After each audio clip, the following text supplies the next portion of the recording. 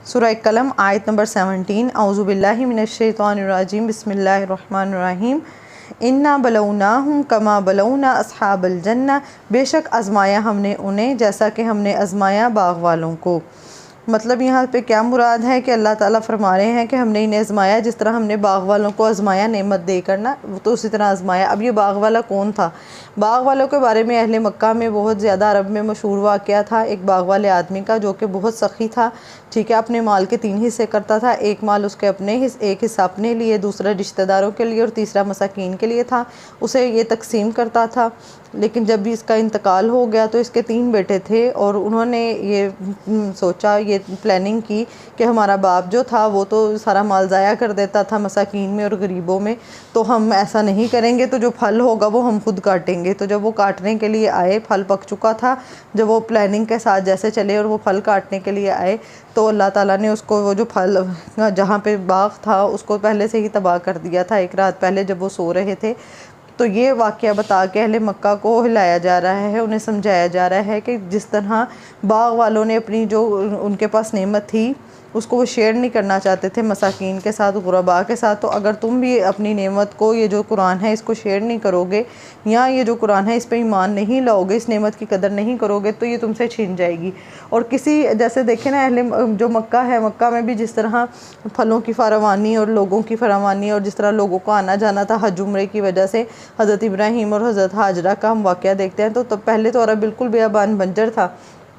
लेकिन किसी भी इलाके में इन चीज़ों का बंदोबस्त हो जाना कि वहाँ का टूरिस्ट का सिस्टम बहुत अच्छा था, बाकी वहाँ पे जो फल थे वो भी ठीक थे, तो ये बहुत बड़ी नेमत है। लेकिन अगर उन्होंने वो जो अहले मक्का थे वो अपने आप को बहुत कादिर समझते थे कि हम डिज़र्व करते हैं ना, तो ये बाग़ वालों का किस्सा बताया गया कि बाग़ वाले भी ख़ुद को बहुत कादिर समझते थे, तो अल्लाह ताला ने उनके साथ क्या किया।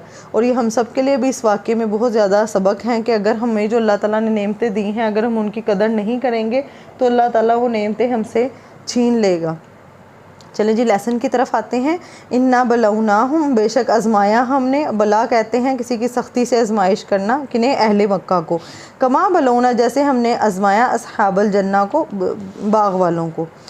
इज़ अक़समू, जब उन्होंने कसम खाई, ला यसरिमुन्नहा मुस्बिहीन, के वो अलबत्ता ज़रूर काटेंगे सुबह सवेरे। मतलब उन्होंने इस बात पे कसम खाई कि यसरिमुन्नहा कहते हैं, सरमा कहते हैं किसी तेज़दार आले से दरख्तों के जो गोशे हैं ना, या दरख्तों के मतलब दरख्तों को तेज़दार आले से काटना, ये तेज़ तलवार के लिए भी सरमा का वर्ड इस्तेमाल होता है। और कि वो अलबत्ता ज़रूर, या किसी फल को या किसी चीज़ को बहुत स्पीड में काटना, उसके लिए सरमा का लफ्ज़ इस्तेमाल होता है कि वो अलबत्ता ज़रूर काटेंगे या फल उतारेंगे मुस्बिहीन, सुबह सवेरे। वला यस्तस्नून, और नहीं वो इस्तस्ना कर रहे थे। अब इस्तस्ना से मुराद जो उलमा ने लिया है सानून या इसका रूट है, और कुछ उलमा ने कहा है कि क्योंकि वो इस्तस्ना का मतलब है कि सना से है, ये कि उन्होंने सना नहीं की थी या इंशाअल्लाह नहीं कहा था, इस वजह से। क्योंकि जैसे हम आगे जाके आयत नंबर 38 में देखेंगे तो उनके में से अल्लाह ताला कहते हैं कि दरमियाने ने कहा था कि क्या मैंने तुम्हें नहीं कहा था कि तुम तस्बीह करो, और उन्होंने तस्बीह नहीं की थी या इंशाअल्लाह नहीं कहा था। और एक इसका जो वला यस्तस्नून का मतलब है वो ये है कि वो इस्तस्ना नहीं कर रहे थे, मतलब वो कोई एक्सेप्शनल, इंग्लिश में एक्सेप्शनल केस कहते हैं, एक्सेप्शन नहीं दे रहे थे कोई, मतलब कोई रियायत नहीं दे रहे थे, कुछ भी ना बचे, मतलब कुछ भी ना छूटे हमसे, हमने सारा दरख्त का फल जो है वो उतार लेना है, गिरे फिर जो गिर जाएं फल वो भी हमने मसाकीन को या यतीमों को या गरीबों को, कोई उसमें से भी कोई कुछ ना ही देना, कुछ ना मिले इनको भी। ठीक है, ये सारी उनकी प्लानिंग थी। इस्तस्ना का मतलब यही है कि नहीं वो इस्तस्ना कर रहे थे, मतलब उनका नीयत ये थी कि हमने कोई चीज़ भी नहीं छोड़नी। ठीक है, फ़तवाफ़ा अलैहा, तो फिर गया इस पर, तवाइफ, एक फिरने वाला, मिर रब्बिका, आपके रब की तरफ से, वहुम नाइमून, और वो सो रहे थे। फ़ताफ़ा तो फिर गया अलैहा, इस पर, एक फिरने वाला। अब ये फ़ताफ़ा और ताइफ़ का रूट वर्ड यही है कि मतलब किसी चीज़ का, जैसे तवाफ़ भी इसी सही है, गोल गोल सर्कुलेट में चक्कर लगाना। अब ये क्या चीज़ थी? आग का बगोला था या ये हवा का बगोला था? ये क्या था कि एक चीज़ थी, जैसे वो फिरने वाला कोई, जैसे गाँव में लोग देखते हैं कि कोई बगोला हो और वो फिर जाए किसी बाग में, तो ये वो मुराद है। फ़ताफ़ अलैहा ताइफ़ुम, और फिर गया इस पर एक फिरने वाला, मिर रब्बिका, आपके रब की तरफ से, वहुम नाइमून, और वो सो रहे थे। मतलब वो जो बाग वाले के बेटे थे, वो जो बाग वाले थे, वो सो रहे थे खुद, और रात को ही ये शाम में मतलब ये प्लानिंग करके गए हैं कि सुबह हम आएंगे और आके हम इसको काटेंगे, और फिर वो घर जाके सो गए हैं। लेकिन उन्हें ये पता भी नहीं है कि जो बाग है वो एक फिरने वाला उस पर फिर गया, और सब फ़अस्बहत कस्सरीम, तो वो बाग हो गया मानित जरकटी खेती के। मतलब ये बाग बिल्कुल ऐसे हो गया जिस तरह बिल्कुल किसी चीज़ को तबाह बर्बाद कर दिया जाए।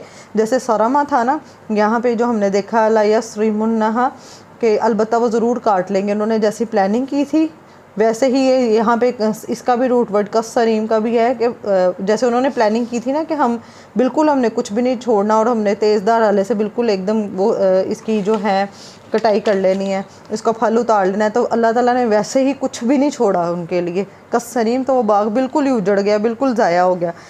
फ़तनादो मुस्बिहीन, फिर वो एक दूसरे को पुकारने लगे सुबह सवेरे। फिर जब वो सुबह के वक्त रात को सो रहे थे, ठीक है, फिर वो जब सुबह सवेरे उठे तो एक दूसरे को पुकारने लगे, अनिगदू, कि सुबह सवेरे चलो, अला हर्सिकुम, अपने खेत पर। हर्स कहते हैं ऐसा खेत जिसका जो दाना है वो पक के बिल्कुल तैयार हो चुका हो, बिल्कुल पकी हुई फसल को हर्स कहते हैं। हर्स जो इसके मुकाबले में अज़र का लफ्ज़ आता है ना, उसका जो है वो यही होता है, मतलब कि ऐसा बाग जिसमें बस बीज, जैसे ज़रात है, ऐसा बाग जिसमें बीज वगैरह डाले हो, आइन, ठीक है, तो उसका मतलब ये होता है कि जिसमें बीज और बस डाला और पानी लगाया हो। जबकि यहाँ पे वर्ड हर्स है, इसका मतलब जो बिल्कुल पक के तैयार रेडी है ना, वो वाला खेत मुराद है। इन कुंतुम सारिमीन, अगर हो तुम फल तोड़ने वाले। इसका भी देखें, सारामा का रूट वही है जो कस्सरीम का है, जो ला यसरिमुन्नहा का है। मतलब रात को उन्होंने ये वाली प्लानिंग की थी, फिर अल्लाह ताला ने उसको कस्सरीम वैसे का ही कर दिया, जैसा वो किसी के लिए कुछ भी छोड़ना नहीं चाहते थे ना, तो उनके लिए भी कुछ नहीं बचा। और फिर सुबह उठ के वो उस प्लानिंग पे पक्के थे कि अगर तुम हो फल तोड़ने वाले, फल नहीं तोड़ना, चलो जैसे सुबह सुबह एकदम जब किसी कहीं जाना ही हो, तो जैसे लोग जब उठते हैं तो घर में एक जैसे माहौल हो जाता है, तो वो चीज़ यहाँ पे एक मंज़र खींचा जा रहा है कि वो उठा रहे थे कि चलो चलो चलो चलें। और गदऊ कहते हैं, या भी यहाँ पे देखें, गदऊ का मतलब भी सुबह सवेरे, और मुस्बिहीन का मतलब भी सुबह सवेरे। तो दोनों में फ़र्क क्या है? मुस्बिहीन कहते हैं जैसे सुबह का इब्तदाई वक्त जो होता है, ठीक है, और गदऊ कहते हैं कि मतलब जैसे कि नाश्ता करके मतलब निकलो, ठीक है। गदऊ वैसे अरबी ज़ुबान में के दिन का इब्तदाई हिस्सा, और खाना जो कि दिन के इब्तदाई हिस्से में खाया जाए उसे गदऊ कहते हैं। जो नाश्ता किया जाए ना उसे गदऊ कहते हैं। और किसी भी काम को सुबह के वक्त करने को ना ये सबाहा कहते हैं, ठीक है। इसमें फ़र्क ये है कि बिल्कुल ये इब्तदाई सुबह के वक्त अगर काम करने वाले, और फिर ये कि मतलब ये भी हो सकता है कि वो सुबह के वक्त जब निकले तो नाश्ता वगैरह करके कि सुबह चलो अपने खेत पर, के चलो जल्दी जल्दी उठो और नाश्ता करो जैसे हम कहेंगे, तो फिर चलो अपने खेत पर। और अगर हो तुम फल तोड़ने वाले, फ़न तलक़ू, तो वो चल दिए, वहुम यतख़ाफ़तून, तो वो चुपके चुपके आपस में बातें कर रहे थे। चुपके चुपके क्यों, क्या बातें कर रहे थे? जैसे कोई आहिस्ता आहिस्ता बोले इस तरीके से कि मैंने तुम्हें ऐसे कहा है ना कि चलो जल्दी जल्दी से चलो और किसी को पता ना चले। तो ये जो आहिस्ता आहिस्ता से बिल्कुल मुंह के अंदर बोलना है ना, बिल्कुल आहिस्ता आहिस्ता हल्की आवाज़ में, उसको उस तरीके से ये चल दी और बिल्कुल आहिस्ता आहिस्ता बातें कर रहे थे। क्यों बातें ऐसे कर रहे थे कि कोई मिस्कीन या कोई इनकी बात सुन ना ले, कोई जाग ना जाए। अन के ला यदखुलन्नहा, के हरगिज़ ना दाखिल हो इसमें, अल-यौमा, आज, अलैकुम, तुम पर, मिस्कीन, कोई मिस्कीन, कि आज हरगिज़ ना दाखिल हो, आज, अलैका, अलैकुम, तुम पर, मिस्कीन, कोई मिस्कीन। अब मिस्कीन के वो इस वजह से छुप छुप के बातें कर रहे थे कि चलो जल्दी से चलो और आज तुम पे कोई भी मिस्कीन दाखिल ना हो। मिस्कीन कौन होता है? मिस्कीन कहते हैं ऐसे को जो बेचारगी की हालत, जिस पर आकर ठहर जाए और उसका वक्त गुजारना मुश्किल हो जाए। अब ये किसी जिस्मानी मजूरी की वजह से भी हो सकता है कि अगर कोई जिस्मानी मजूर हो और फिर उसके ऊपर कोई ऐसा वक्त आ जाए कि वो मतलब कुछ कमा ना सकता हो, जी, तो मिस्कीन कहते हैं ऐसी हालत जिसमें मोहताजी हो, वक्त गुजारना मुश्किल हो जाए।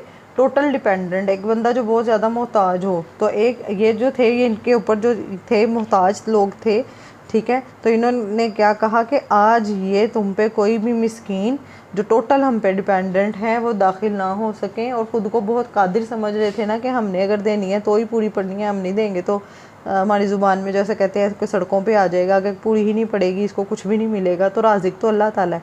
तो ये चीज़ थी कि आज हरगिज़ ना दाखिल हो आज तुम पर मिस्कीन, ये वाली बातें वो छुप छुप के कर रहे थे। वग़दऊ, और सुबह सवेरे निकले, ठीक है, अला हर दिन रोकने पर, कादिरीन कादिर बनते हुए। गदऊ कहते हैं कि वो सुबह सवेरे निकले, जैसे मैंने बताया कि नाश्ता वगैरह करके तो वो जो निकलना होता है सुबह खाने, तो सुबह सवेरे कुछ खाने को कहते हैं गदऊ, और वो सुबह सवेरे निकले। अला हर दिन, हर्द किसको कहते हैं? हर्द कहते हैं ऐसी कैफियत को जिसमें इंसान किसी पर नाराज़ होता है, जैसे उसके दिल में किसी के लिए कोई गुस्सा होता है तो उसको क्या कहते हैं? उसको हर्द कहते हैं, ठीक है। तो ये मतलब इसका हर्द का मतलब होता है हारा दाल बखील होना, जैसे इसे इन्हें फ़कीरों पर गुस्सा वगैरह था, ठीक है, किसी पर नाराज़ होना, मना करना, किसी पर तेज़ी से हमला करना, इंतकामी कार्रवाई की कैफियत को कहते हैं जो इंसान गैज़ व गज़ब में मगलूब होकर करता है, गुस्से की वजह से करता है। ये भी हो सकता है कि ये जिन मिस्किनों को देते होंगे वो मतलब अच्छे तरीके से खाते हों और वो बराबरी पे ही एक हिसाब से आ जाते हों, जिनको इनका वालिद देता था तो इनसे वो चीज़ बर्दाश्त नहीं थी, उनकी इंतकामी कार्रवाई करना चाह रहे थे कि वो जब हम उन्हें देंगे ही नहीं तो जब उनकी पूरी ही नहीं पड़ेगी तो फिर वो क्या करेंगे। और कादिरीन का जो यहाँ पे है, कादिर कहते हैं काफ दाल रात, किसी चीज़ पर कुदरत रखना, काबू पा लेना या मामले की तदबीर करने के लिए कदरा का लफ्ज़ आता है। मतलब ये था कि वो समझ रहे थे कि सुबह सवेरे जब निकले रोकने पर कि अब मिस्कीनों को तो कुछ देना नहीं, और कादिरीन कादिर बनते हुए कि जैसे अल्लाह का जो रिज़्क़ की तकसीम है उस पर कादिर ही वो हैं, ये मुराद है। फलम्मा, तो जब राऊहा, उन्होंने देखा उसे, किसे? बाग को। राऊ देखना, हाँ किसे? उसे मुराद बाग को। क़ालू, वो कहने लगे, इन्ना लदालून, बेशक हम अलबत्ता रास्ता भूल गए हैं, कि नहीं ये हमारा बाग नहीं हो सकता, कि ये हम कहाँ आ गए। कि जब उन्होंने आकर देखा सारा बाग, हर चीज़ ख़त्म हुई हुई, उजड़ा हुआ बाग था, कुछ भी नहीं बचा उसका, तो वो क्या कहने लगे कि बेशक हम अलबत्ता रास्ता भूल गए हैं। फिर उन्हें थोड़ी देर बाद, जैसे अगर किसी का इतना कारोबार में अगर कोई जाए अपनी दुकान पे आए और वो देखे हर जगह पे आग लगी हुई है, कोई चीज़ नहीं बची जिसकी वजह से मैं इतना मान इतना तकब्बुर कर रहा था, तो वो सब तबाह हो गया है, तो इंसान एक वक्त के लिए सबसे पहले उसे लगता है कि शायद मैं गलत रास्ते पे आ गया, उन्हें ये नहीं हो सकता। तो फिर जब उनके असाब वापस आए तो मतलब उन्हें समझ में आई, बल नहनु महरूमून, बल्कि हम महरूम कर दिए गए हैं। कौला, कहा,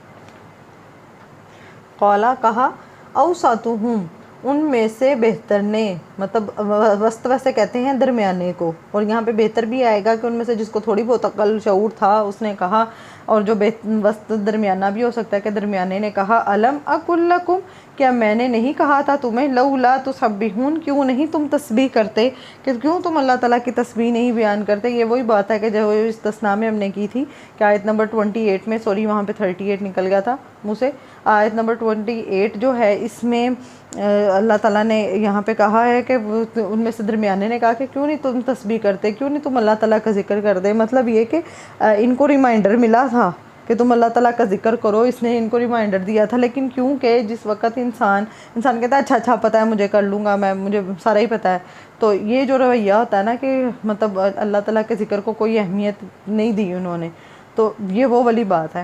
क़ालू, तो वो कहने लगे, उन्होंने कहा, सुबहान रब्बिना, पाक है रब हमारा, इन्ना कुन्ना तौगीन, बेशक हम ही कौन थे? जालिम।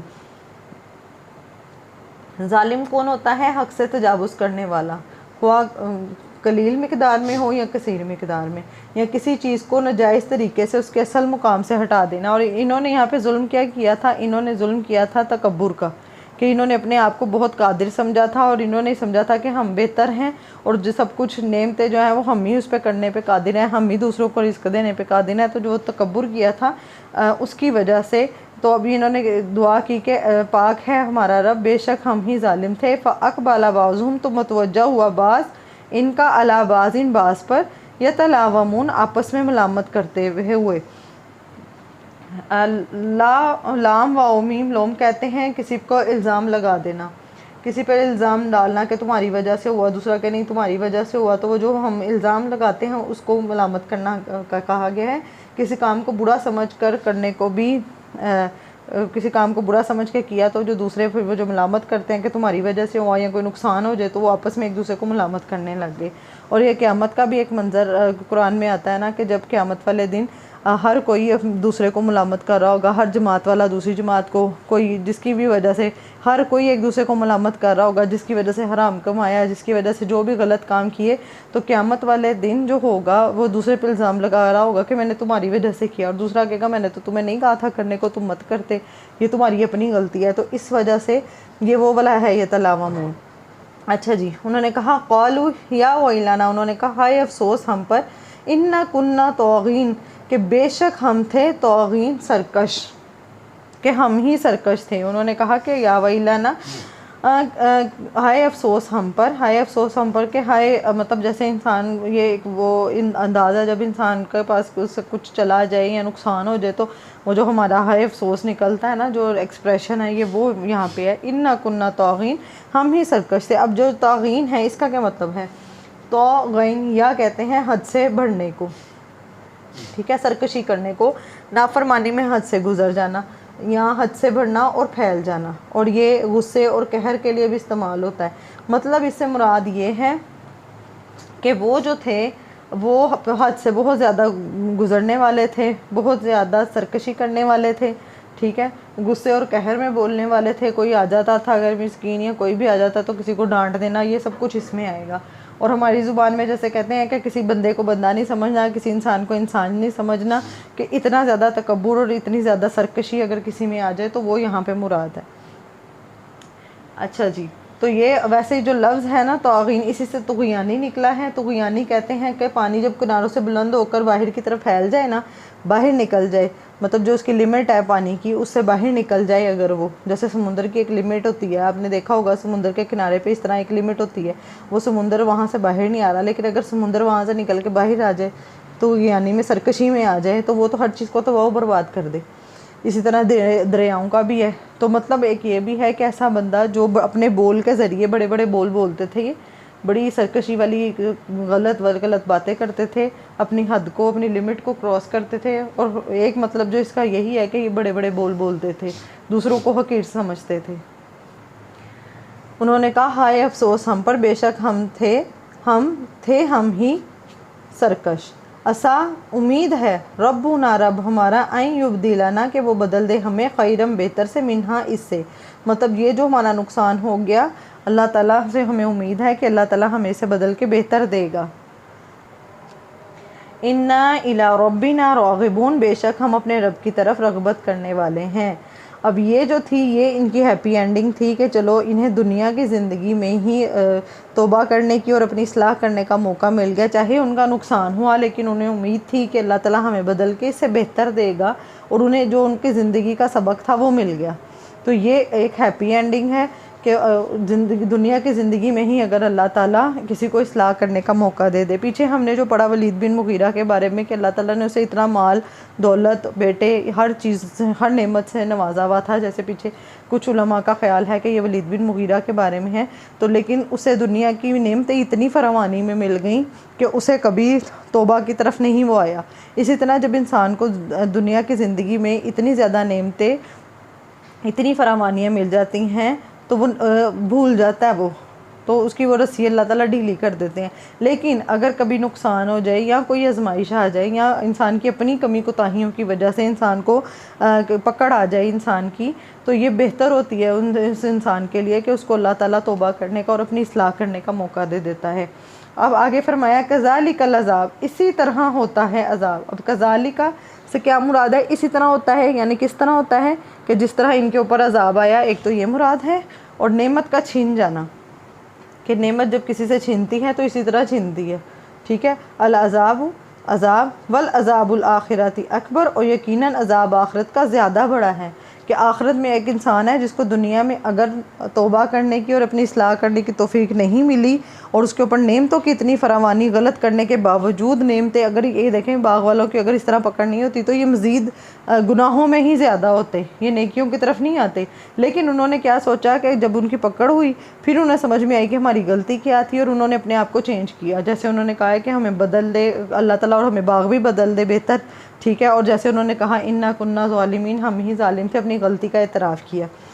लौ कानू यालमून, काश होते वो जानते। इसी तरह होता है अज़ाब, यकीनन अज़ाब आखिरत का ज़्यादा बड़ा है। काश होते वो जानते, कौन? ये जो अहले मक्का हैं जो नबी अकरम सल्लल्लाहु अलैहि वसल्लम की नाकदरी कर रहे हैं और कुरान जैसी नेमत की नाकदरी कर रहे हैं, और बाद में भी जो भी ये सब कुरान की नाकदरी करते हैं लोग या इसको अहमियत नहीं देते, इसको नेमत नहीं समझते, उन सब के लिए कि एक तो इसी तरह ही होता है अज़ाब, और जो अज़ाब आखिरत का है वो ज़्यादा बड़ा है कि काश नहीं ये समझ होती, काश ये जानते।